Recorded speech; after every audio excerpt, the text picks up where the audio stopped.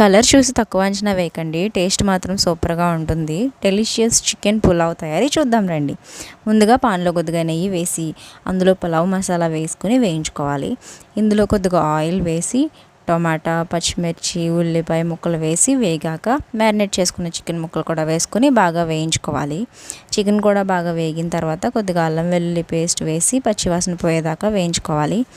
ఈ ప్రాసెస్ అంతా లో ఫ్లేమ్లోనే చేయాలి, లేదంటే మాడిపోతుంది. ఇందులోనే ధనియాల పొడి, గరం మసాలా పొడి వేసుకుని కలుపుకొని కొద్దిగా పాలు పోసి వేయించాలి. పాలు నచ్చకపోతే కనుక పెరుగైనా వేసుకోవచ్చు. నానబెట్టిన గ్లాస్ బియ్యం, సాల్ట్, కారం, పసుపు వేసి బాగా కలుపుకొని 2 గ్లాసులు నీళ్లు పోసుకొని ఉడికించుకోవాలి. ఇందులో కొద్దిగా కొత్తిమీర, పుదీనా వేసుకొని కలుపుకొని దించేసుకుంటే వేడి వేడి చికెన్ పులావ్ రెడీ. దీన్ని ఉల్లిపాయ ఇంకా నిమ్మకాయ చెక్కతో వేడివేడిగా సర్వ్ చేసుకోండి. Don't forget to like, share and subscribe. Thanks for watching.